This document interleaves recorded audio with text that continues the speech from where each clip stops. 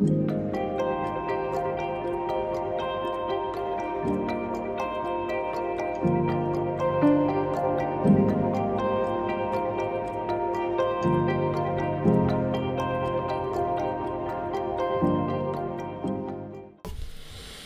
vais faire le lien avec les présentations précédentes. Et ici, au Media Lab que je dirige de l'UC Louvain, on a une particularité, c'est que finalement, les technologies, on les utilise comme un tuyau et on réfléchit de manière interdisciplinaire. Et donc ici, la technologie, pour nous, est un prétexte pour réfléchir de manière interdisciplinaire. Et donc, par rapport aux problématiques qui sont exposées ici, nous, on mobilise des savoirs de sociologues, de psychologues, de philosophes.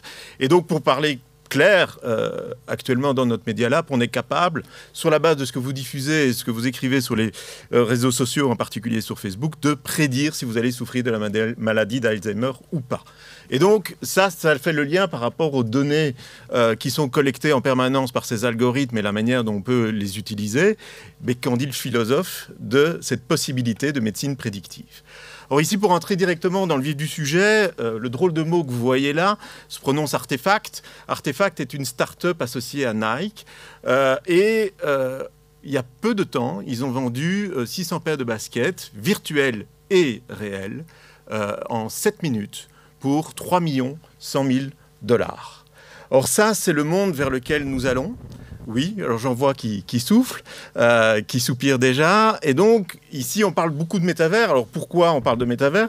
Parce que Mark Zuckerberg a marqué un agenda, a lancé la communication autour des métavers. Mais de quoi il s'agit? Et donc, c'est un peu la mission que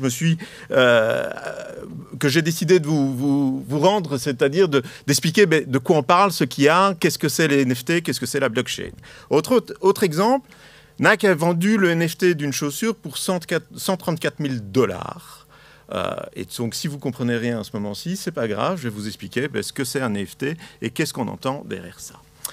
Alors, si on parle de prospective et de prédiction, un cabinet conseil qui s'appelle Gartner, qui est spécialisé justement dans notre avenir et donc essayer de définir quels vont être nos comportements futurs, nous prédit qu'en 2026, nous passerons, en tout cas 25% de la population, 1 heure sur les métavers. Alors, les métavers, si on reste sur la prospective, ils vont être a priori à maturité en 2030. Ce qui est a priori long sur un temps social et sociétal, mais pour un temps techno, vous imaginez bien que les technologies auront évolué avec une vitesse V', et que ce que je vais vous décrire maintenant n'a rien à voir avec ce que nous connaîtrons en 2030. Alors, la question à laquelle j'ai envie de répondre avec vous, et qui fait le lien par rapport aux deux exposés précédents, c'est métavers, quelle est la problématique de l'hyperpersonnalisation? Et dans les métavers, on va aller vers des méta-humains. Et donc ces méta-humains, pour le dire clairement, c'est la reproduction à l'identique de qui je suis, et qui vont vous faire passer des messages hyper personnalisés. Si je prends un exemple concret de la possibilité de personnalisation, en 2019, j'étais dans un aéroport chinois, je me mets devant, avant le Covid, je précise, je me mets devant un écran, et l'écran me dit « Bonjour, monsieur Naon, votre avion est à tel endroit, suivez la flèche pour rejoindre la gate à laquelle vous êtes attendu. » Entendez par là qu'il y a une reconnaissance faciale, une liaison de cette reconnaissance faciale à mon nom, de cette liaison de mon nom à l'avion que je dois prendre, et la liaison évidemment avec le trajet. Vous rajoutez une expérience qui a été faite par l'aquarium de Tokyo, où pour amener les enfants à bon port, c'est-à-dire de la gare à l'aquarium, ils avaient mis en place des petits pingouins que vous pouviez suivre en réalité augmentée. Donc imaginez, je peux tout à fait aujourd'hui, et techniquement c'est faisable, aller rejoindre cette porte en suivant des petits avions, ou mon avatar, mon méta-humain, la reproduction à l'identique de qui je suis sur le tarmac, ou en tout cas dans les couloirs de l'aéroport. Alors, ce que je vous dis, technologiquement, on n'en est pas loin. C'est assez proche, et je vais vous montrer des exemples concrets de projets qui existent aujourd'hui. Or, si vous avez déjà fait une expérience en réalité virtuelle et que vous avez mis un casque, généralement, ou quand vous observez, c'est en particulier le cas dès que vous êtes sur les jeunes générations, il y a un effet waouh.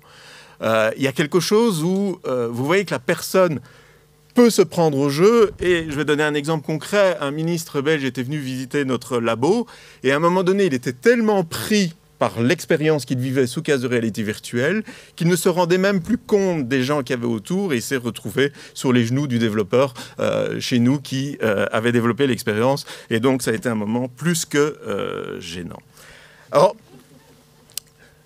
les métavers, ils existent. Il n'a pas fallu attendre Mark Zuckerberg pour être plongé dedans. Et quand je dis « on », c'est plutôt les jeunes générations, pour ceux qui ont des enfants. Phénomène Minecraft, on est à 200 millions d'utilisateurs, 140 millions d'utilisateurs par mois, avec des sociétés ayant a priori pignon sur rue. Ici, je parle de la fondation Yves Rocher, qui a décidé de prototyper une expérience dans Minecraft.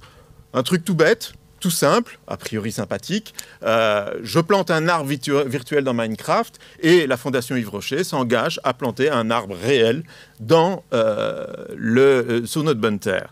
Sauf que la question qui n'est pas posée ici derrière, c'est la puissance de calcul des ordinateurs et finalement tout l'impact écologique de ce plantage de l'arbre dans Minecraft et qui peut évidemment avoir des impacts sur la vraie nature, si je peux m'exprimer comme ça. Alors, c'est là que ça devient quand même un petit peu plus inquiétant.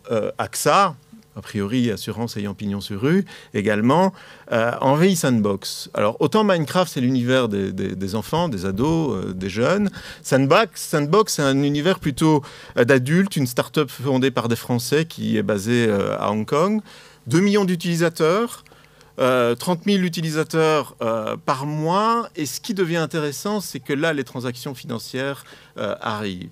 Et donc, il y a une monnaie, le Sand, et vous pouvez commencer à acheter des terrains. Et qu'est-ce que vous allez en faire? Soit de promouvoir. Et donc, AXA a promu. Ils ont créé un espace d'accueil virtuel avec des conseillers virtuels. Mais également, ils ont procédé à des recrutements. Et des recrutements, et j'y reviendrai par rapport à cette hyper-personnalisation, le big data dont on parlait tout à l'heure est basé sur votre scrolling et pas sur le mouvement de vos corps. Demain, vous aurez en effet une captation de mouvement du corps et il faut savoir que, a priori, en tout cas les études nous le démontrent actuellement, qu'en 20 minutes, vous pouvez, sur la base de la captation de vos mouvements de corps, avoir une identité aussi précise que l'ADN. Et donc, à partir du moment où vous agissez dans un monde non plus avec du scrolling, non plus avec une interaction avec un smartphone ou un ordinateur, mais avec des mouvements physiques, vous voyez la collecte de données et l'hyperpersonnalisation que vous pouvez avoir. Et bien donc ici, qu'est-ce que cherchait AXA? C'est de passer de cet organisme payeur à un organisme de conseillers et de pouvoir tester finalement ce rapport immersif qu'ils peuvent avoir avec les utilisateurs, de recruter, comme je l'ai dit, et également de faire participer en pleine période Covid leurs employés à des événements. Et donc, ils ont créé des événements internes, du team building, si on peut l'exprimer comme ça, avec 1 millier d'employés dans Sandbox. Autre exemple, Roblox. Roblox, la moyenne d'âge, elle est très basse puisque nous sommes sur des enfants avec une moyenne d'âge en dessous de 13 ans. Pour ceux qui ont des enfants en dessous de 13 ans, vous pouvez voir le nombre d'heures qui peuvent passer sur Roblox. 200 millions d'utilisateurs, 47 millions d'utilisations par jour, donc on n'est pas sur des chiffres qui sont anodins. Et a priori, certains d'entre vous n'ont peut-être jamais entendu parler de Roblox, avec une monnaie, le Robux, que vous pouvez capitaliser, en tout cas collectionner, en créant des jeux, en faisant la publicité de ces jeux et en gagnant finalement. Plus votre jeu est valorisant, plus vous avez des utilisateurs et puis finalement, plus vous pouvez gagner votre vie de manière virtuelle sur Roblox. Nike essaye évidemment d'expérimenter et aller au contact de ces jeunes publics et a un univers virtuel dans lequel vous pouvez acheter des baskets virtuelles, mais également des baskets réelles qui vous seront livrées par la poste. Alors, sans vouloir vous faire peur, des sociétés comme Audi travaillent également sur ces problématiques-là. Audi s'est associé à une start-up qui s'appelle Holoride, avec un principe tout bête. Puisque la voiture deviendra demain autonome, mettons des casques de réalité virtuelle aux gens qui sont dans la voiture autonome, et ces casques de réalité virtuelle seront, sur le principe de ce qu'on appelle dans le jargon l'elastic content, reliés au mouvement du véhicule. Je traduis, si le véhicule freine, votre expérience immersive connaît un frein. Si votre véhicule accélère, exactement la même chose. Et si votre véhicule tourne à droite, à gauche, ben, l'expérience immersive vous fait tourner à gauche ou à droite. Et tout ça avec, si vous faites le lien avec l'hyperpersonnalisation, vous êtes à 4 dans un véhicule autonome. Les 4 expériences que vous allez vivre sous casque de réalité virtuelle seront personnalisées en fonction de votre personnalité. Oui, je vous vois souffler. En effet, je tiens quand même à préciser que dans notre labo, on est sur la prospective des futurs de manière positive et non pas négative. Mais donc ici, ça, vous pouvez rentrer dans le département recherche et développement d'Audi et vivre cette expérience. Et donc, vous pouvez tout à fait, aujourd'hui, je ne parle pas de quelque chose qui arrivera dans 10 ans, mais c'est quelque chose qui tourne aujourd'hui. Alors, tout ça, comme introduction, et pour de quoi on parle quand on parle de métavers? Alors, le métavers, pour les résumer, c'est un monde virtuel, mais un monde virtuel persistant. C'est-à-dire qu'il y a une permanence et qui est interconnecté et qui, pour le dire autrement, vous permet des expériences à l'infini avec des technologies particulières qui sont la réalité augmentée. La réalité augmentée, c'est quoi? L'apparition de personnages, de couches numériques dans l'univers qui est le nôtre. Et donc, je pourrais faire apparaître ici un Pokémon, ou en réalité virtuelle sous casque, ou sur ordinateur, sur smartphone, sur tablette. Ces différents éléments sont utilisables dans les métavers. Alors, les acteurs qui sont les plus actifs, ce n'est pas des semi-couteaux, des gens de seconde zone, puisqu'on parle d'Apple, on parle de Meta. D'ailleurs, notre réflexe à nous, technologues, c'est encore parler de GAFAM, alors qu'aujourd'hui, c'est GAMAM, puisque Facebook est devenu Meta. Microsoft également. Et alors, des acteurs qui sont peut-être un peu moins connus, mais qui ont quand même une force de frappe assez importante, puisque Epic Games, qui est une grosse société, mais qui est derrière Fortnite, mais en particulier derrière une société de logiciels qui s'appelle Unreal, qui est la société qui développe toutes les expériences immersives. Et qu'aujourd'hui, dans les véhicules, vous avez des moteurs de jeu Unreal, qui sont détenus par Epic Games. Nvidia, que vous connaissez peut-être via les cartes graphiques, collabore avec des grosses sociétés comme Toyota, comme BMW, et pour la création de jumeaux numériques d'usines. Et donc, on est dans des acteurs, de nouveau, qui ont une certaine renommée et un certain poids financier. C'est un euphémisme.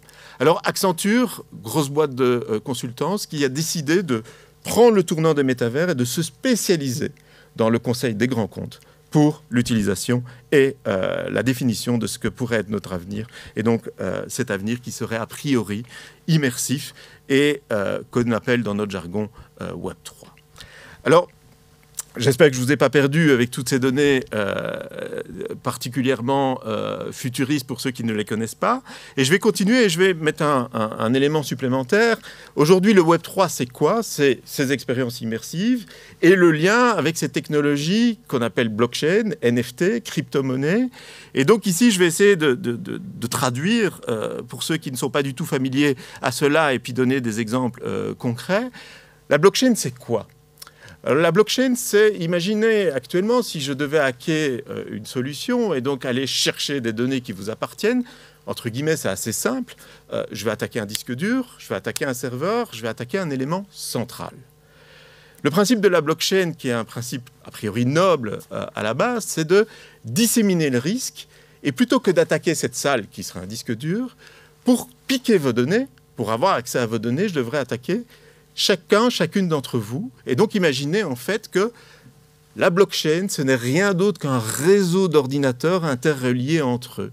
Et que chaque ordinateur, c'est-à-dire que chacun et chacune d'entre vous, si je continue sur cette métaphore, détiendrait une partie des données que je voudrais sécuriser. Et que donc, derrière ça, il y a ce qu'on appelle la décentralisation. C'est-à-dire, et il y a une noble ambition derrière le Web3, c'est-à-dire de couper l'herbe sous le pied des GAMAM et des grands comptes et d'avoir quelque chose qui est décentralisé. On parle par exemple de DAO, d'organisation décentralisée, qui est et qui serait basée sur le principe de la blockchain et donc ce réseau d'ordinateurs, pour le dire rapidement. Or, quand on parle de crypto-monnaie et de NFT, de quoi on parle? NFT, voyez ça comme la transformation possible du notariat. Et la crypto-monnaie comme la transformation possible de la banque. C'est-à-dire que je me passe d'un tiers, je vais avoir ces informations qui sont disséminées dans tous ces ordinateurs. Et la NFT, c'est quoi? Ce n'est rien d'autre que la certification que quelque chose existe, est unique. Il y a un contrat. Il y a comme le notaire qui a estampillé que ceci existe. Par exemple, dans notre université, on va réfléchir, vous n'êtes pas sans savoir qu'il y a une partie des diplômes qui sont falsifiés. En tout cas, il y a des gens qui falsifient des diplômes. Grâce à la technologie du NFT, on pourrait certifier que telle personne a bien suivi une formation dans notre université, a bien été diplômée. Et donc, ce n'est rien d'autre que lier un actif, n'importe quoi, avec une certification. Et ça, on parle de NFT non-fungible, c'est-à-dire que ce n'est pas disséminable. Il y a quelque chose d'unique. On ne peut pas le reproduire à l'infini. Par contre, du côté des crypto-monnaies, là, vous êtes dans quelque chose qui est disséminable, qui est échangeable et qui peut être partagé. Il n'y a pas... si vous échangez un bitcoin contre un bitcoin, il y a une transaction. Vous ne pouvez pas... Une œuvre d'art, elle est unique. Elle est spécifique. Et donc, c'est vraiment la grosse différence entre les crypto-monnaies et le NFT. Alors, je vous parlais d'hyper-personnalisation. Et je vais commencer par cette photo. Alors, a priori, vous dites, tiens, c'est l'orateur. Sauf que l'orateur, il prend la photo. Donc, ce n'est pas moi. Vous me voyez en 3D. Vous me voyez dans une boîte. Donc, vous me voyez avec un certain réalisme. Mais je prends la photo. Or, ceci n'est encore, et je mets beaucoup de guillemets, qu'une vidéo en 3D qui est dans une boîte et qui n'a pas encore les données qui sont captées et qui pourraient être introduites. Et donc, je n'ai pas encore la possibilité ici d'être un deepfake. Si vous voulez voir ce que c'est un deepfake, je vous invite à taper David Beckham dans Google, David Beckham multilingue, et vous allez voir que la vidéo de David Beckham que vous allez suivre, vous voyez que le personnage que vous connaissez bien passe d'une langue à l'autre avec une certaine fluidité, et je vous mets au défi de savoir que c'est lui ou c'est pas lui.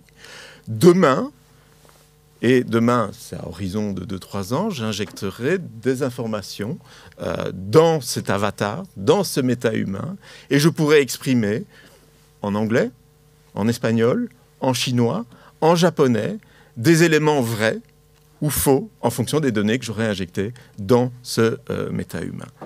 Alors, l'hyperpersonnalisation, comment elle va se passer? Comment je peux finalement avoir quelque chose, un contenu personnalisé via un méta-humain ou un avatar? Mais comme je vous le disais, aujourd'hui, nous avons la capacité, via les technologies qui nous sont proposées, et qui sont proposées entre autres par un grand groupe qui s'appelle Meta, et qui a un casque qui s'appelle Oculus, de vous proposer une expérience personnalisée en fonction de ce que nous allons capter, je traduis, de ce que Meta et Oculus peuvent capter. Dans ces casques, vous avez, soit de manière en superposition, soit de manière intégrée, la captation de votre regard. Et donc, aujourd'hui, je peux piloter un casque ou une expérience en réalité virtuelle, soit par des manettes, soit avec mon regard. Mais je peux également enregistrer l'expérience de l'utilisateur. Et donc, vous voyez que tout le marketing sensoriel peut évidemment s'emparer de cela et peut décider de la personnalisation de votre proposition commerciale en fonction de la dilatation de vos pupilles et donc en fonction de votre réaction émotionnelle. Derrière, vous rajoutez d'autres capteurs biométriques, et c'est de quoi on parle, de manettes qui vont enregistrer vos mouvements, ou de gants haptiques. Les gants haptiques, à quoi ils servent? À reproduire à l'identique la réalité. Donc si j'avais un gant haptique et que j'étais en réalité virtuelle, je prends le micro virtuellement avec mon gant haptique et j'ai la sensation d'avoir le micro en main. Je traduis, j'ai joué de la guitare en réalité virtuelle, j'avais la sensation de la vibration des cordes alors que la guitare n'existait pas.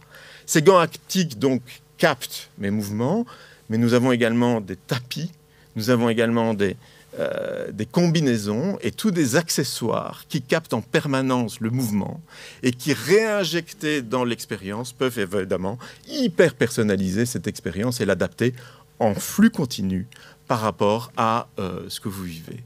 Ces capteurs captent également votre environnement.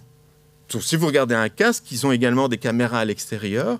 Et donc, comme les robots aspirateurs, peuvent tout à fait, et c'est à ça qu'ils servent, à capter l'environnement dans lequel vous êtes, vous géolocaliser. Je traduis, le marketing hyper personnalisé peut, à tout moment, en fonction de ce que vous prenez comme risque dans l'expérience qui est la vôtre, plus la localisation qui est la vôtre, avoir une offre de prix en temps réel qui s'adapte en fonction de votre environnement, de votre géolocalisation et de votre comportement.